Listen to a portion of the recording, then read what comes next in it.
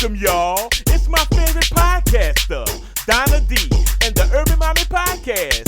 Make sure y'all subscribe and share. Tell a friend and hit that bell to keep up with the latest updates, because you don't want to miss what my girl got to say. I'm just saying. The Urban Mommy Podcast. Let's go.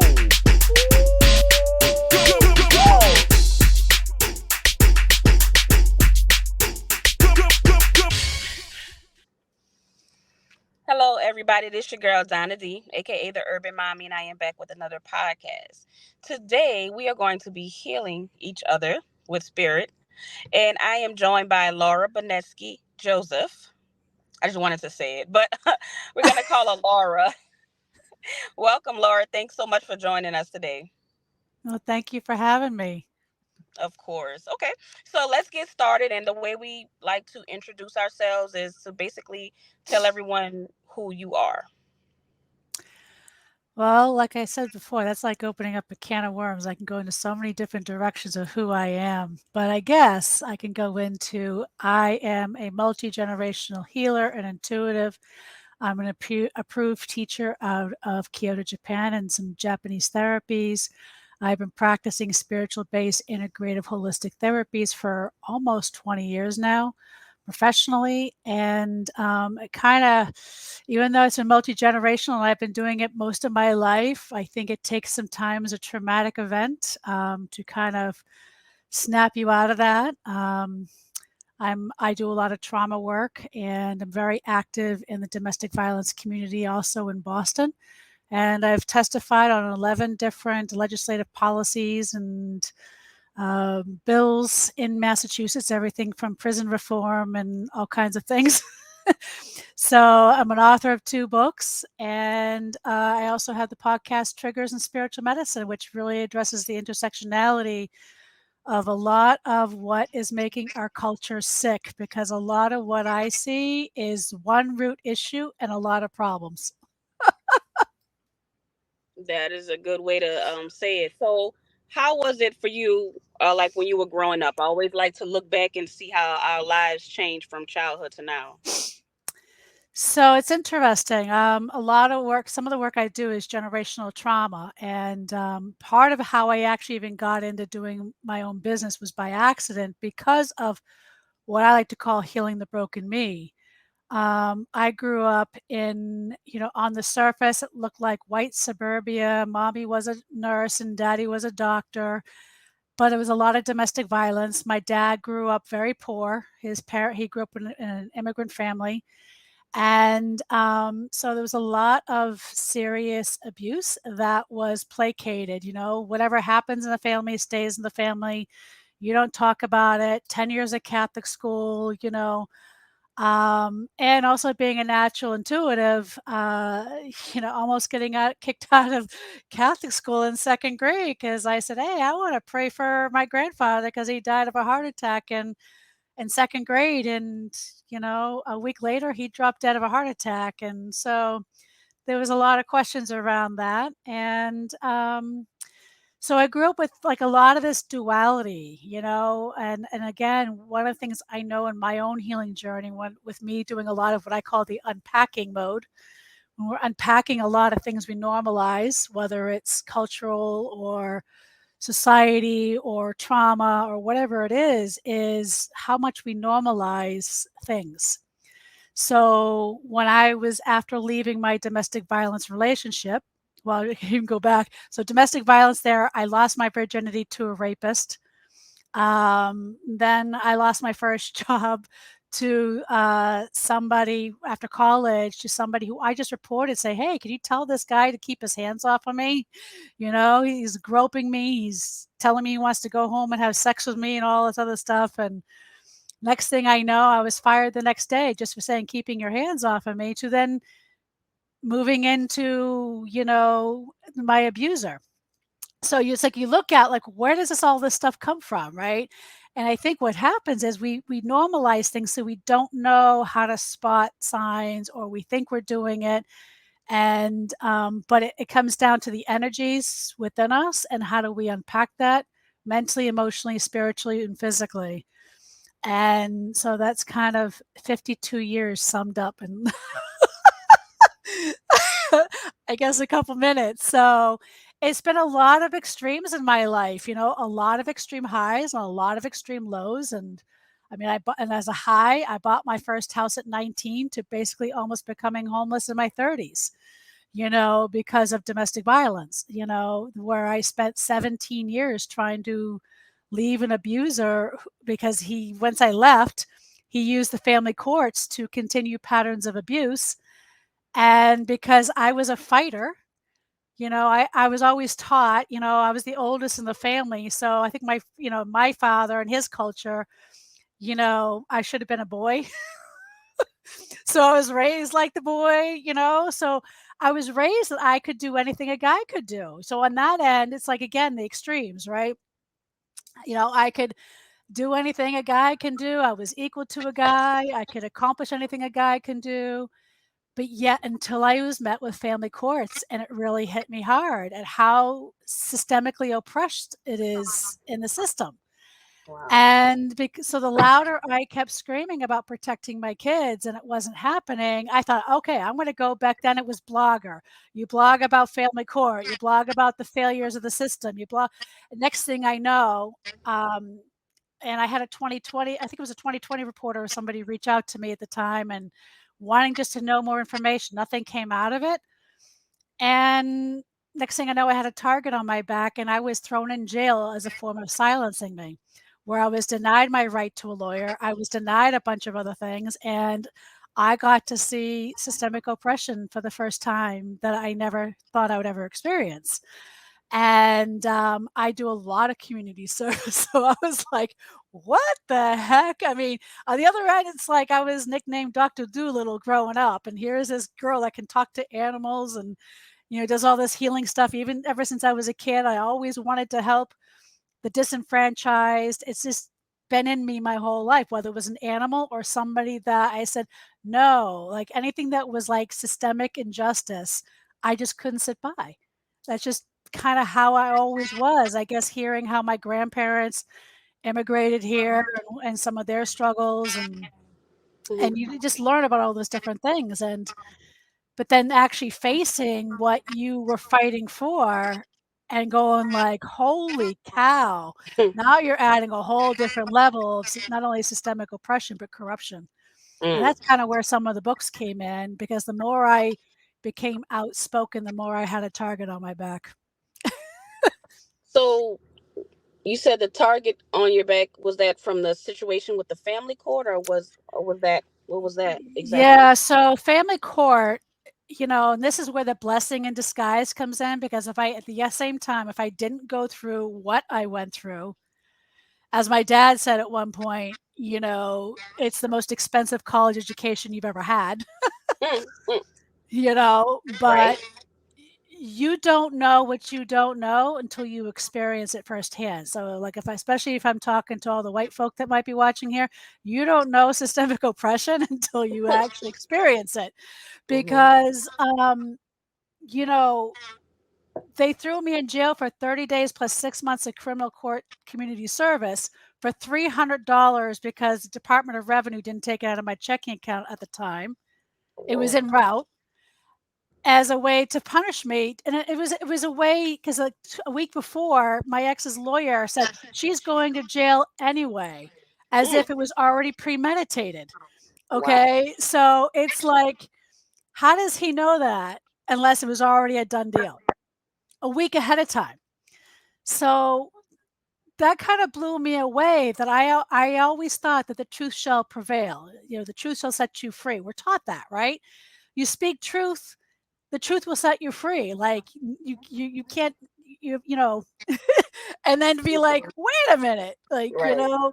So it was a learning experience. I learned a lot because the family courts today are Mm, worse, especially since the last 4 years or so, have gotten extraordinarily worse. mm, Where I just saved a woman from, or helped save a woman from going to prison because she developed such severe trauma that her trauma manifested physically after 10 years of litigation abuse and the system not stopping it. And she Mm. was a fully functional nurse to becoming disabled because of the level of abuse that was worse to the family courts than what she endured in person. And the judge punished her because she got sick, took away her kids, sanctioned her, and threatened her with 6 months of prison time.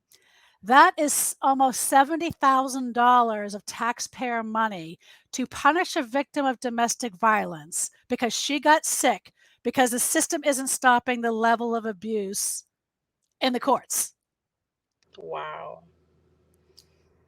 Man, just thinking about like domestic violence, we've been having several issues here in New Orleans where women are being killed. I mean, that's everywhere, all around the country. But I mean, we've been having actually, it's an alarming rate. I'll say that we have with young women being killed by their spouses, their exes, and it's really sad because I went with a friend of mine who was doing a restraining order for domestic violence, and what they put you through to fill out that information is crazy.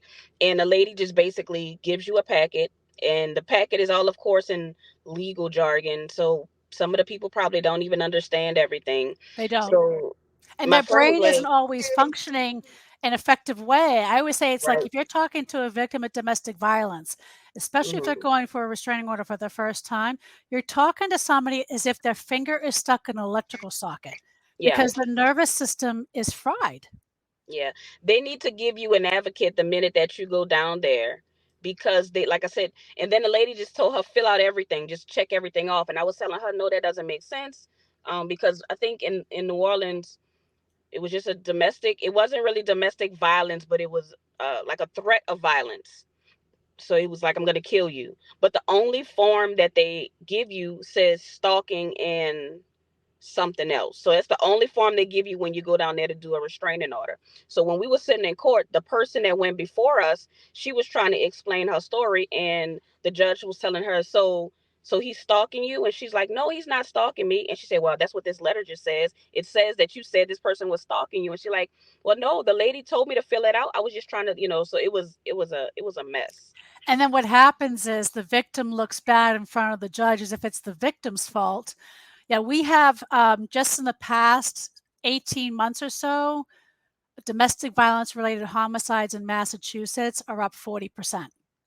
So, and Massachusetts is boasted to be one of the safest states in the country, and it's up 40%. And I can't tell you what I'm witnessing with some of these family court judges. I mean, I testified on 11 bills this year because one of the things that they're doing now, and I know folks that are in the BIPOC community already know this about the prison system, but the prison system has also become another weapon for abusers to silence. It's become the new insane asylum to lock up their victims from screaming and saying, protect me.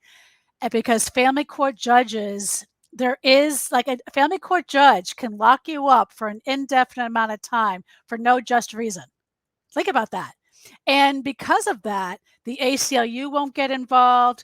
Certain legal advocates won't get involved, specifically because it's a family court judge, which makes it even more dangerous for victims because there's no recourse for that. If it's a district court judge or a superior court judge or any other court system, there's recourse.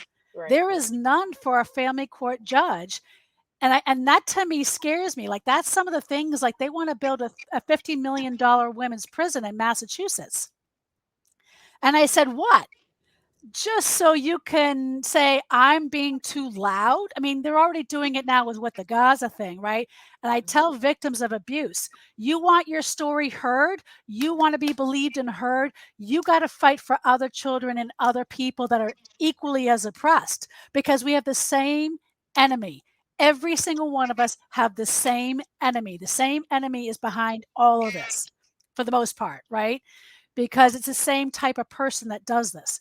And if you're going to lock somebody up, like in a prison, a family court judge can lock you up for an indefinite amount of time with no just reason is freaking dangerous. Dangerous. Yeah. You know, like, I had people say to me, "Oh, you were at Framingham State Penitentiary? That doesn't happen for what?"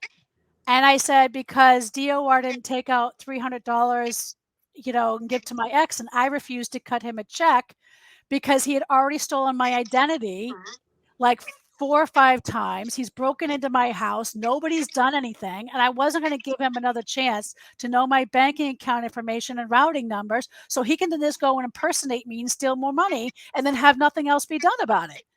So, and I was the one punished for that, you see? Right. And how long did you do in jail? I ended up only serving 8 days of that sentence, but it was a 30-day sentence, but I also did 6 months of criminal court community service. I know people that I did criminal court community service that was there for maybe 8 weeks that served serious violent crimes. I was there because of $300 that wasn't taken out of my checking account yet because of DOR. Something that was in the system not being done. I knew of a woman that was 26 years old serving a prison sentence for 7 months. Do you want to know what her crime was? Hmm.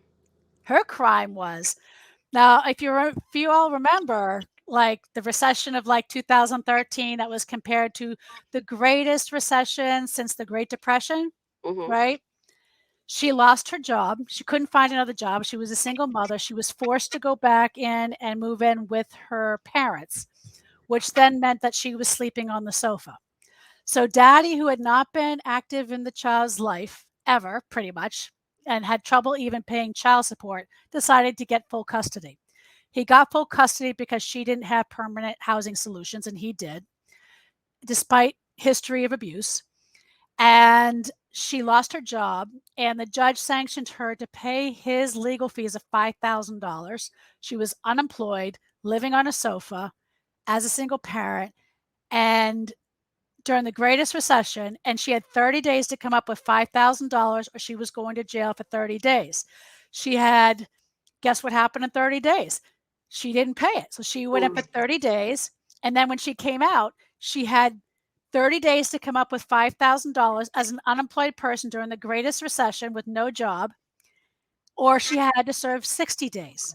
So by the Ooh. time it was done, she was serving 7 months by the time I met Wow. her because she couldn't pay a lawyer. That is the level of judicial abuse we are seeing here in Massachusetts. And, like, again, we all think we're so blue. We're all, but we all forget this is also where we burned women at the stakes because of their religious views, right? This is also the state that persecuted and slaughtered thousands of Native Americans to conquer their land, right? At the same time, we also fought, but here's the duality. We also fought the British on this land here in Massachusetts to free ourselves from oppression. So it's like the extremes on both ends, right? Mhm. So it's been a 20-year fascinating journey, but I've also learned if you really want to heal the root issues to chronic illness, Mhm. you have to heal all the issues. If one person's not free, we are not all free.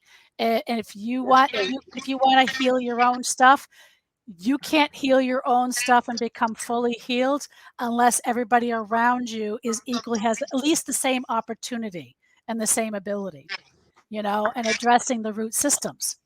So that's kind of where prison and all this has made me good at doing that. Right. So I guess you're like an advocate for the domestic of abuse. Yeah, so I'm a Domestic abuse. member of yeah, I'm a member of the Track Coalition as well. So even though I've been doing domestic violence advocacy, I kind of really wasn't with an agency for many years, primarily because I was very irritated that many of the local domestic violence agencies, as good as they are on some fronts, they also were talking with their tail between their legs, telling on one end for you to leave your abuser, and on the other end, not telling you what happens if you do. And then they put their hands in the air and go, well, I don't know. And then they stay silent because they were too afraid. So there was a lot of hypocrisy many years. And what I'm very happy to see now, at least, again, with all the chaos that's happening, right? You also want to look for those pearls. We have legislators for the first time sitting in our legislative branch that are survivors of abuse or worked in a domestic violence agency that are sponsoring a lot of these bills, right? We have 70 pending domestic violence related bills right now in Massachusetts. Wow. Okay. That's not including the moratorium on the women's prison, which is a very dangerous. I wish some of the organizations that are really spearheading would also address the other aspect. I get that their agenda is the women that are incarcerated through the criminal courts, but my agenda is you're not going to get as far if you're not addressing how this is an open can of worms for family court judges to indiscriminately, because they don't like you or because you had a medical crisis, that they're going to punish you and lock you up like they did 100 years ago. They just called it an insane asylum, right? And so prison is becoming the new insane asylum. Now, if you're talking upper or middle class families, what is happening, they're not using the prison system so much, but they're using reunification camps. That is a corrupt system built on a cult-like system with using terminology that was coined by a pedophile to help abusers get custody. And they're billing these families at a racketeering rate of $10,000 a day and calling themselves experts. And they're legally kidnapping these kids, taking them away out of their schools, their families, their friends, anything that gave them any kind of stability, and basically locking them away. They're saying only for a few days, up to a week. Well, all you got to do, hashtag Maya and Sebastian is probably the case anybody can research. If you're on social media, where nobody heard or saw them for 7 months. Wow. 7 months. And it took, I don't know how much and they ended up running away from mom, where they went in hiding for months on end, until, because of social pressure, the judge finally reconsidered her order and allowed the children to go back to their safe parent. So this is like, we don't think this stuff happens here in this country, right? I mean, it's if you're poor, this is what happens. If you're wealthy, this is what happens. My friend of mine and colleague, who was an ex-prosecutor for the prosecutor's office in New York, all you have to do is, again, look up her name, Catherine Kassenhoff. She ended up killing herself. Domestic violence, by the way, suicide is up at an astronomical rate too, because the system isn't stopping.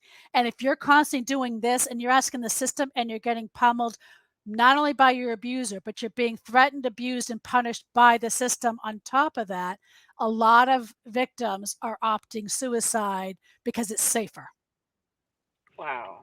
So speaking of that, we kind of briefly discussed, you were speaking about tips to give people that are going through domestic violence.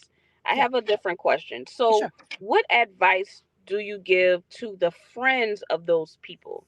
Because a lot of times the friends may not understand and they may say, "Oh, just leave. It's not that, but it is that difficult." So, they need to understand. So, what would you tell a friend of someone who's going through domestic violence?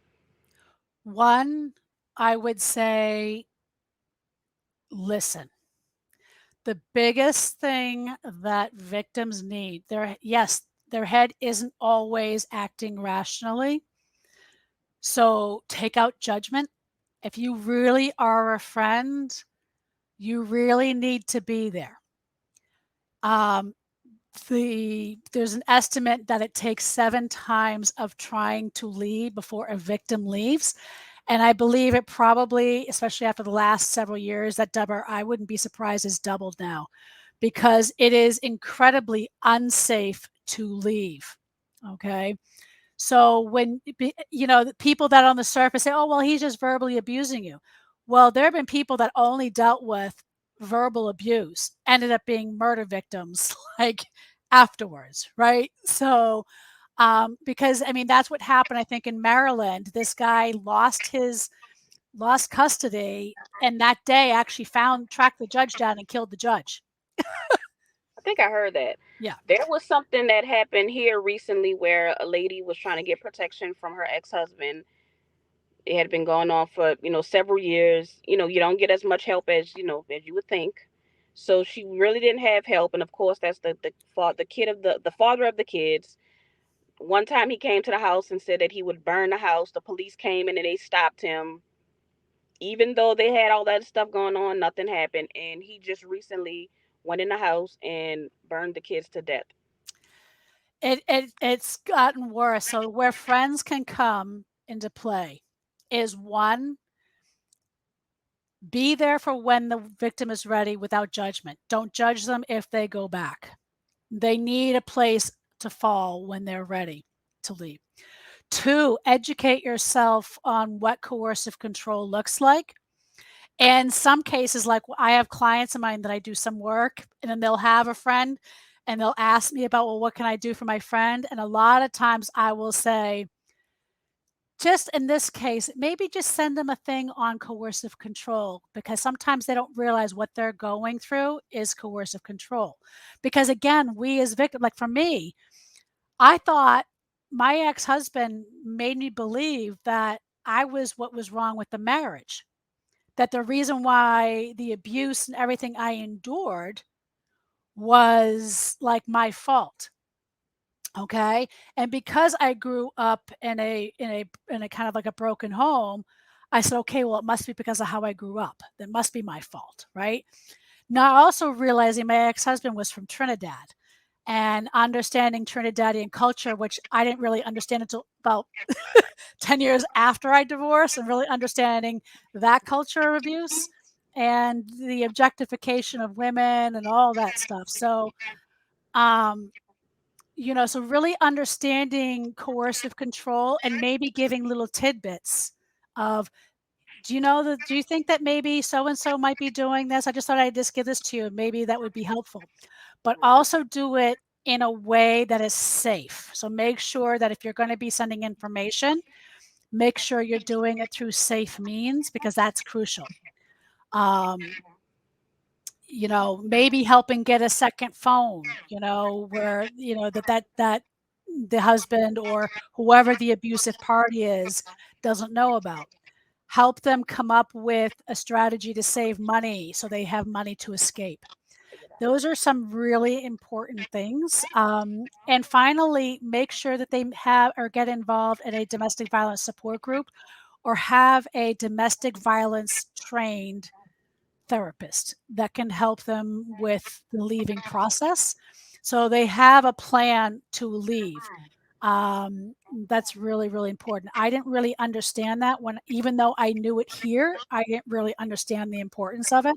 Again, I kind of thought I was more afraid of becoming a divorce statistic than I thought I could deal with the abuse. I thought I could if I just fixed me, all the abuse would stop. I mean, for those who might be listening, how many of us are saying that? If I just fix what's wrong and broken within me, then he won't be so angry at me. He won't hate me so much, right? I mean, my ex-husband flat out told me that I'd be better off dead. He multiple times tried to push me. His way of trying to kill me was trying to push me to suicide, because that was his way of keeping his hands clean. And one of the police departments was smart enough and caught on to what my abuser was doing. And he's the one that oh, here's another thing. Make sure you document everything. This is what this chief of police was the best advice this chief of police told me. He said, look, there's a difference between knowing he's doing this and he's trying to kill you and he's trying to do all this stuff, but he's very good at keeping his hands clean. Mm-hmm. So it is crucial that you keep a log or a diary of everything, even especially if it's like even if it's like post separation abuse or litigation abuse, like after you leave. Mhm. He didn't show up to visitation. He didn't pay. He missed child support. He called and texted me this. He called and texted me that 14 times. Like I'm working with a client right now, 58 texts in one day. Mm. And then with threatened suicide. By the way, any partner who threatens suicide is serious danger, not only to themselves but to you, because those are the cases that will typically kill you and themselves. That is so Okay. true. That is so true because they don't have anything to lose. They have nothing to lose, and their way of threatening suicide is to keep you looped in. Mhm. So, but I have a case that I'm working with on other things, but yeah, it was like 58 texts and like 20 calls within 24 hours. Wow. And they still haven't followed my advice on getting a restraining order because it is a delicate balance.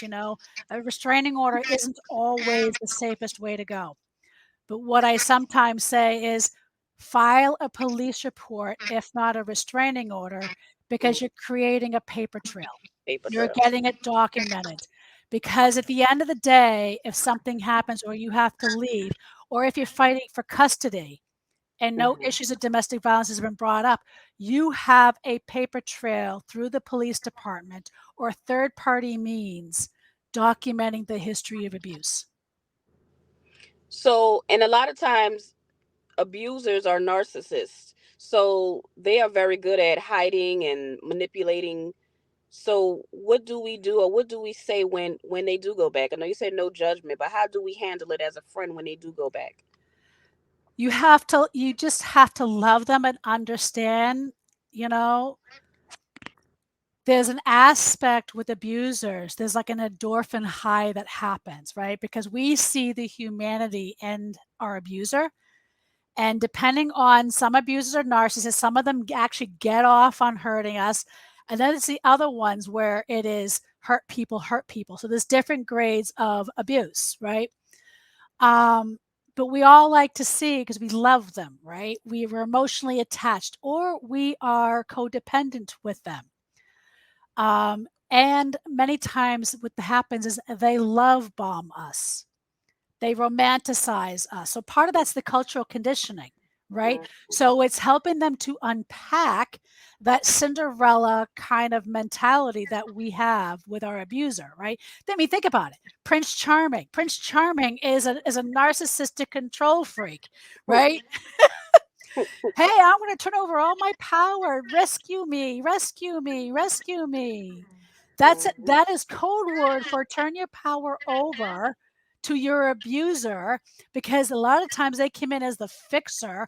I'll fix me. I'll fix you. I want to support you. I want to love you. Then we feel safe. And the minute our guard gets down, that's when the abuse starts back up again. So it's understanding that cycle, and it's understanding how that works. For me, I say it's getting into the nervous system, but for the friends, it's really just breathing and just creating space. Mhm. Okay. And maybe don't even say anything. Maybe just let them talk. Right. And if you feel like you want to lash back because you're frustrated, maybe just learn to hold space Yeah. is the best thing you can do. That's Okay. it. And Don't what do take you it usually in. tell them? Huh? What do you usually tell the actual victim about leaving? It depends on the circumstance. I mean, I have one case right now with the 58 text messages and whatever. They don't feel comfortable. They think, about getting a restraining order. So I'm actually encouraging them to go to the police and file just a police incident report. I also educated them and told them that since their ex-spouse was um, concern for the children's safety, that could backfire in the custody, where if they don't do something, then they also could have the risk of losing custody. So that's something that victims have to also understand, that if they are not creating a safe environment And unfortunately, this is always put on the victims, right? And in some cases, like DCF works in the victim's favor because sometimes DCF can offer services to help in transition, but a lot of times people don't know about it. They don't know that DCF actually has domestic violence programs, right? So if you're working with DCF, ask them for domestic violence programs. Ask a domestic violence shelter for programs on housing, shelter. How do I move out? What do I need to do? You know, because every place is different. I'm very limited on what I coach people in specific because every situation is different. My particular skill set is helping people get into the body and understand how to unplug from that cord that's making them all scattered so they can get clear, so they can make good judgment, so they can appear good and confident in front of a judge. So they can unpack that trauma, unpack the cultural conditioning, unpack those hidden biases, and learn how do I take back and reclaim that power? Because when you can do that, you're actually protecting your children more effectively as well. Right. You said a little while back that restraining orders are not always the best thing. Why not?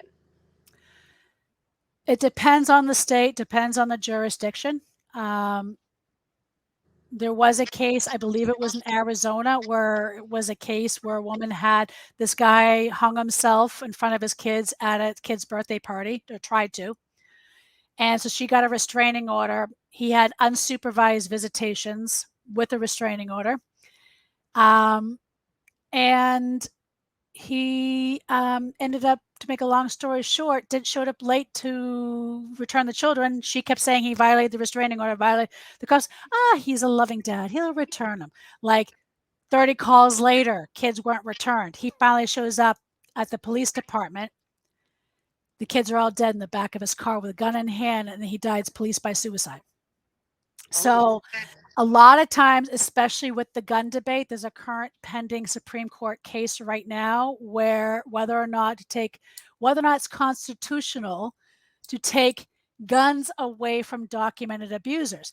Now, the Supreme Court case that's pending is with a guy who has a history of violence with weapons.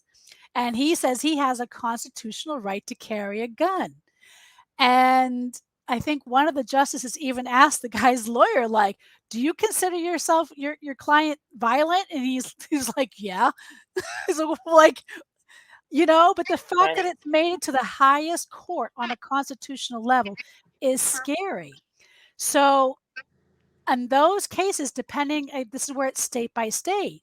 You have to kind of know. So especially if there's weapons, sometimes it can really just piss that guy off. If he think he can get away with murdering you because you got a restraining order and bury you somewhere where nobody's going to find you, that's a problem. So, at the end of the day, it's how can you stay safe and how can you leave safely? And some states are better at doing that than others. Some jurisdictions are better at helping you do that than others. It's a matter of really bringing in the resources and finding who can help you do that in a safe manner.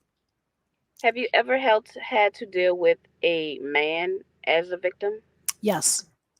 Actually, I was with somebody, one of the cases when I was doing case studies, one of the case studies I had out of the 20 cases was a man, and I court watched that case. And this mother asked for early visitation for the summer, and she decided to try to kill herself in front of her children. He got custody, got laid off, and so when she was involved in a psych hospital, she kept calling and barraging the kids, wasn't supposed to. Basically told the kids that if they don't say that they will live back with her, she will kill herself. So basically she bullied the kids into lying to the courts, lying to the investigators in order to get the kids back.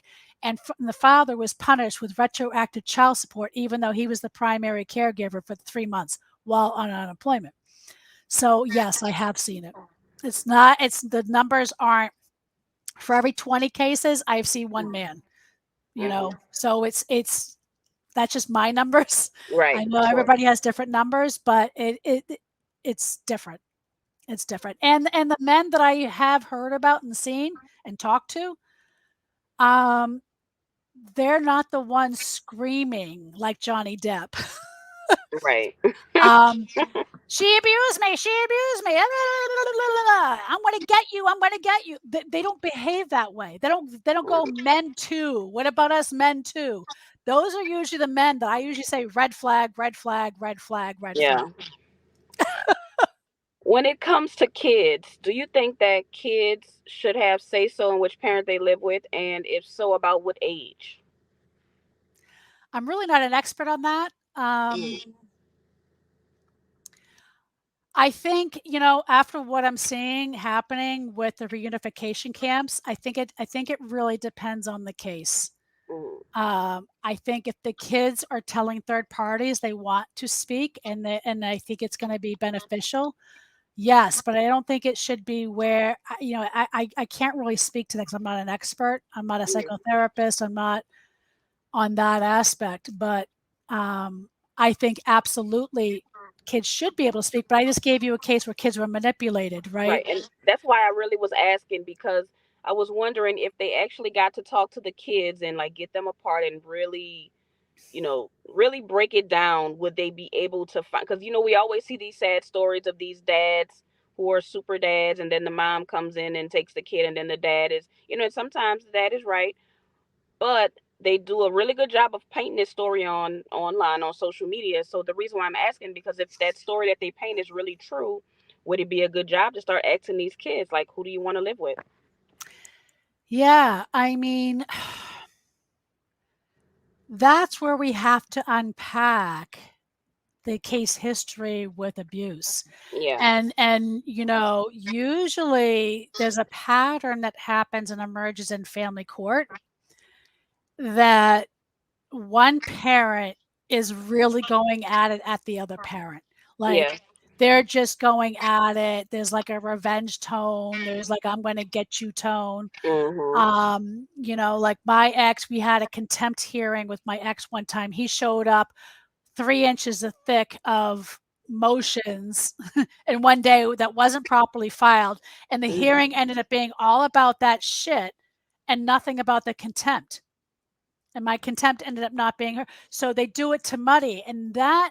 those should be cues right there that those that are doing that pattern are an abuser. So there's cues there. But it takes education. There's a lot of fantastic, like One Mom's Battle offers a fantastic resource on that.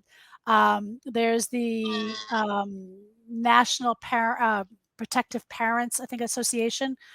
So there's a few really good resources. Like George Washington University has a couple of resources that really address that at a much better than I do.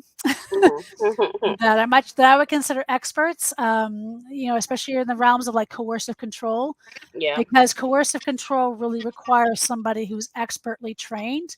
Mhm. Um, I can spot it, but I wouldn't not. So me being able to spot it versus me saying like I'm going to testify saying I can spot it are two different things. Right. I You gotcha. know, so for me, there's a lot of red flags that stand out that are easy for anybody that's got any level of training that you can see. The challenge is a lot of people I see on social media. You saw it play out with Johnny Depp trial, where there's a lot of first of all, there's a lot of inner misogyny. We still have a Mhm. lot of inner misogyny to unpack Mhm. and trauma bonding. And to Mhm. me, what solidified that case and that trial was 100% not about whether or not Amber did any kind of abuse whatsoever. It was solely about whether or not, as a victim of sexual assault and domestic abuse, whether or not she had the right to talk about it. Mm. And I think that's what needs to be addressed. And the fact that there was already a judge in another country who already found him guilty of 12 counts of sexual assault and domestic violence Oh wow. based on evidence that was not admitted into court for this hearing was problematic. Mm. And anybody who says, I want to globally humiliate you, or I want to solicit a third party to say, I want to murder her. I want to, this is how I'm going to murder her. I'm then going to burn her corpse and then fuck it to make sure it's dead.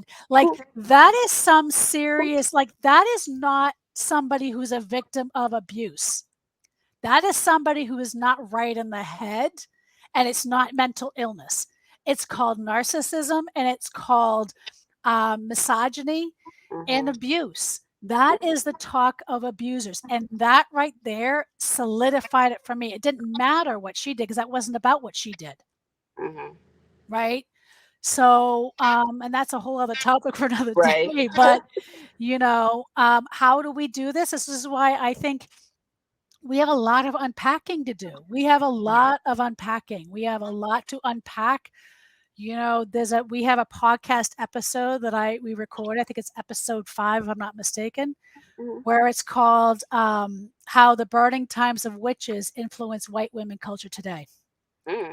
And it really addresses what happened over 500 years of torture of European women to help patriarchal men oust strong men, when you think about it, who do they target? They target leaders, they targeted medicine women, midwives, herbalists, all of them, right? And burned them. And then they solicited other women who were too afraid to help support and elevate. And then we have 500 years on top of that of conditioning. So there's a lot to unpack and reclaim. What's the name of your podcast again? It's called Triggers in Spiritual Medicine. Triggers. I definitely want to hear that episode. Yeah, it's very fascinating. My friend of mine, she does a lot of social justice work in Vermont. And she was diagnosed with breast cancer at a very young age. And she said when she went back to work, she noticed an interesting thing. It was the white women that were treating her horribly, but the women of color are the ones that rallied around her. And she was wondering why. So again, when we do holistic therapies, or we're really rooted in our spiritual practices, we always look at the root systems. Where is this coming from? Unrooting our trauma from like how I got the breast cancer, the generational trauma, to how she was even linked it to how her own ancestors at one point were enslavers. And then where did that come from, and it kind of led her down this whole thing about, it's how the burning times of witches, like this is to understand this and let's unpack this, influence white women culture today. And it really hit because it said, yes, I can relate to that, and I was like, how much we call it competition. Why do we feel like you're a threat to me? Why do I have to think that you're going to sleep with my husband? Right? That's all the same mentality of 1,000 years ago we were doing, or 800 years ago, whatever it was. And that was what was thrust upon us. When are we finally going to say we're not going to behave that way and unpack that? So our daughters don't continuing down that line of behavior. And that's funny you say that the black women were nicer to her. And it's strange because sometimes when we are dealing with something, it feels like it's the opposite for me. Like sometimes I feel like white women are nicer, more compassionate to to to me. And I wonder, that's why I'm very interested in hearing that story. I'm not saying all the time, but like we literally talk about this, like even with business, if we're calling and we're trying to get some help with something, it seems like for a black person, the white person is nicer than the other black person. But we say that the same thing you're saying about the witch trials, we say the same thing with amongst black people. We talk about how we try to hurt each other sometimes, so it almost is, it's the same thing. And I always like to have these podcasts because I learn so much about other people. Like you all have the same problems that we have. So I had a story, if I may share with you, Go ahead. where I kind of had, I forget his name, I'm having a brain fart, but he was the Harvard professor at Harvard. Remember they arrested him because he was breaking into his own house and he claimed racism? Yes. So I had this guy that I listened to down in Philadelphia when I used to live down there. I used to call him the cranky old Jewish dude because he was so outlandish. Every time I drive to work, I was like, oh my God. Well, one day he goes on and he goes, this dumb black bitch hit me. And I was like, What? Holy shit. And I'm sitting there trying to unpack this, like, why did he just say that and why, right? But I just listened. I think it was my early introduction of really trying to understand as a white woman, racism and how it plays out with folks in the Black community who may have descendants from slavery versus like immigrant Blacks. And I just remember just trying to like compost that and listening to what was happening when he only allowed Black callers to call in, and this disparity that I saw between American Blacks and immigrant Blacks. And the one thing that I used to correlate it to was very similar to what I see with domestic violence victims, that wound. Because if you're thrusted into survival mode because you have to leave an abuser, Mm-hmm. and in this case, like with slavery, your abuser was the white supremacy, right? And the white oppressors. So you're never able to heal those cords because you're stuck in survival mode and it's being bred generation after generation. And it's something I see as with domestic violence, and I saw that similar cord. And I remember talking to this guy, I remember at BJ's or something, and I was thinking about this, and I don't even know how the conversation came up. And I go, well, I told him my theory that with immigrant Blacks, they're not coming with that. They were liberated earlier and all these other things. And I said, I can only presume, I wonder out of curiosity. And he goes, well, I'm wondering because I'm from Mobile, Alabama, and I'm the director of this housing authority, and my girlfriend's from Jamaica, and we have these debates all the time. And I said, well, I'm just curious because I don't know. I can't speak to those that come from descendants from slaves. I can only speak as somebody who's come from multi-generational of systemic oppression differently with domestic violence and Mm-hmm. abuse, and how I saw a similarity because when we're stuck in survival mode, you're not able to actually unpack it and heal and live and thrive. It just get passed on. So that's probably where I started learning, well, how can I break that cycle? How can I break that cycle? So we can thrive,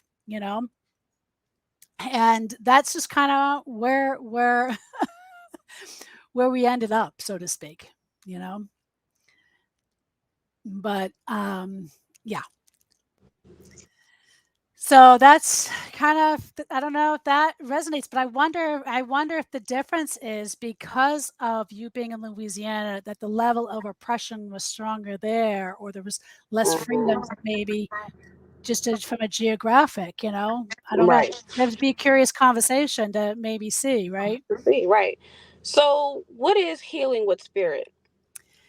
Healing with spirit, well, again, it's being a multi-generational intuitive. What I've learned, if we're going to heal root issues, what I find, whether it's chronic illness or systemic oppression, it's usually stored not just in one area of the body, it's stored in all three. But typically, we only address one, if not two. We don't address all three. So if it's rooted in the mental body, the emotional body, the physical body, the spiritual body, and how does it show up? How do we unpack it? And because I'm a natural intuitive, again, runs in my family, actually both sides, on my Irish side and my Russian side, actually. Okay. And on my mother's side, it's the Irish. On my dad's, it's the Russian. But, so, yeah, and it kind of just started with just reclaiming parts of myself, parts of my lineage, parts of what my own lineage has gone through from their own traumas. And next thing I know, a business kind of was born out of it. I mean, I didn't go out and say, hey, I'm going to create a business, but it's multifaceted. I'm trained in Japanese therapies out of Kyoto, Japan, which adds as a nice complement. I do a lot of earth-based medicine. I apprenticed with an osteopathic physician who taught me everything I needed to know about preventative healthcare and preventative medicine and holistic medicine for most of my life.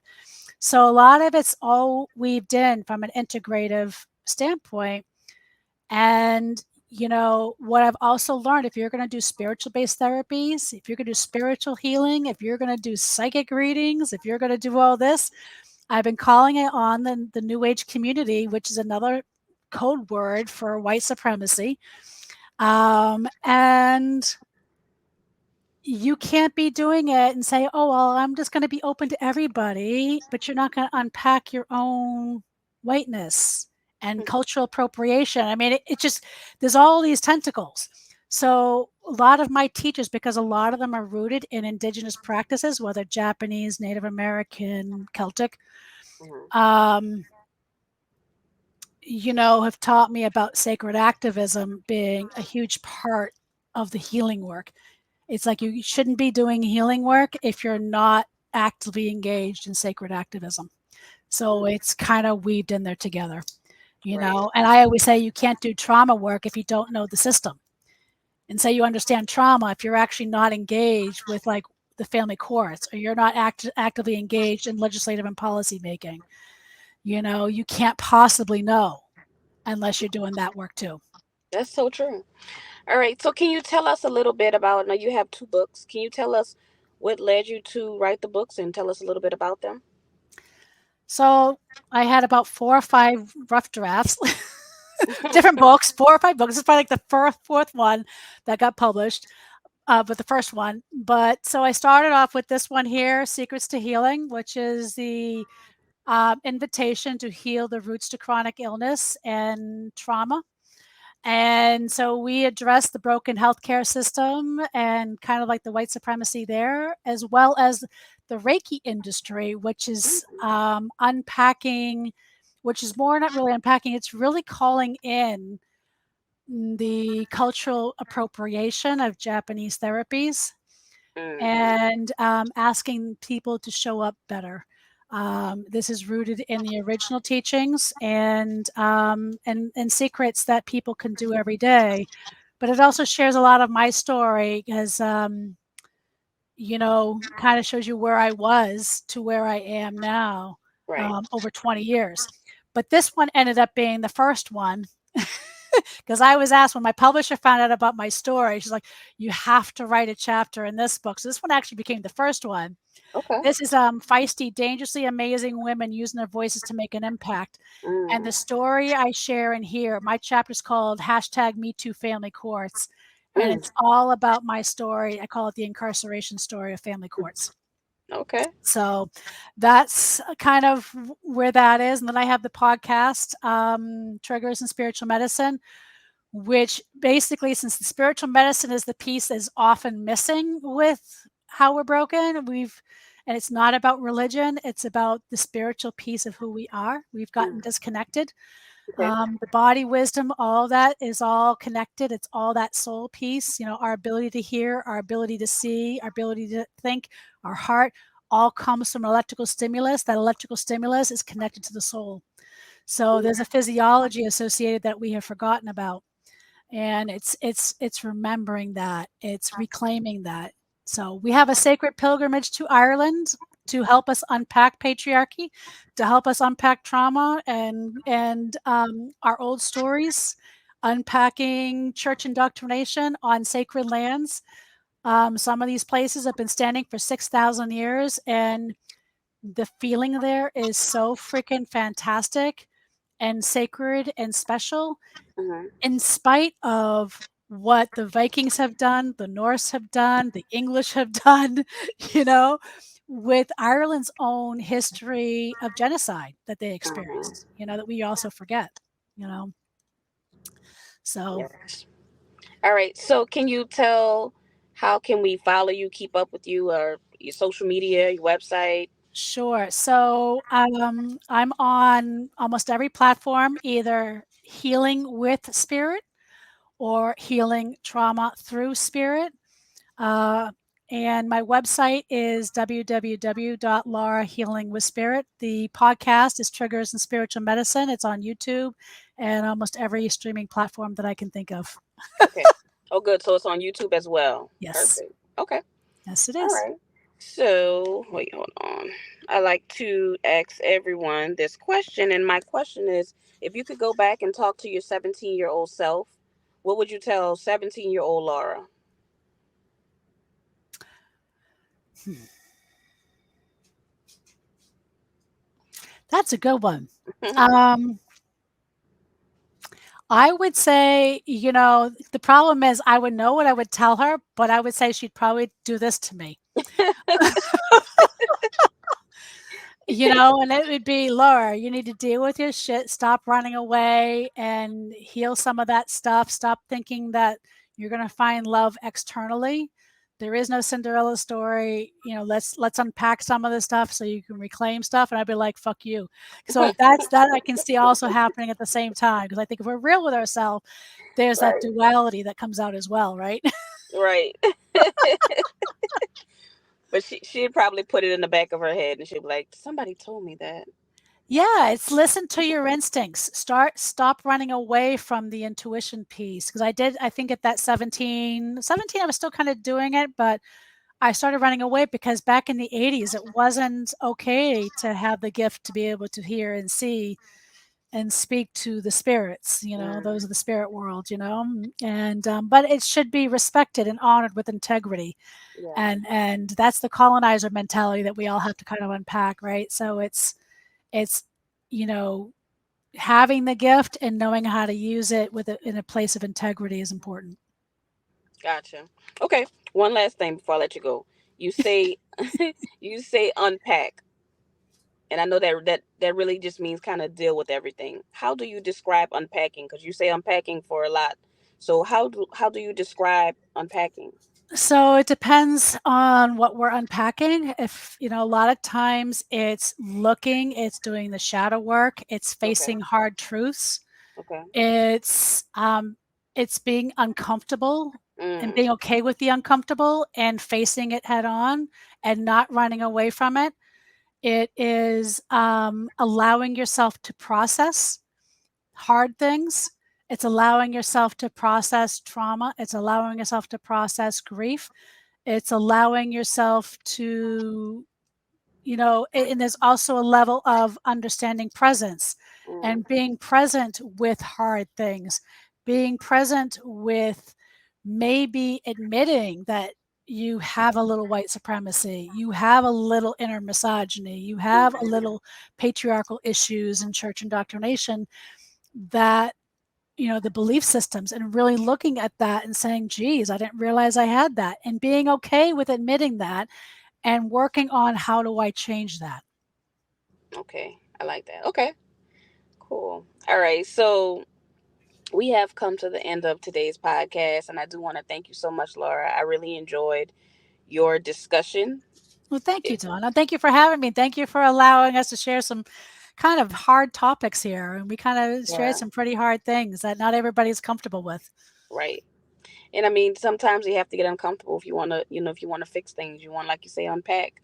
You have to have those uncomfortable conversations. And like I said, I do appreciate you, and I thank the listeners for staying thus far on this, on the show, and make sure you all follow and keep up with everything and check out that podcast as well, because these conversations, they really help. Yeah, the one we just did in October was 3 tips on moving through hard truths. Ooh, okay. Well, I'll definitely be checking some of those out. Definitely. Well, Good. thank you so much, Donna. Till next time. Same here. So you guys, thanks again. And if the Lord says the same, I will see you all next week. Bye bye.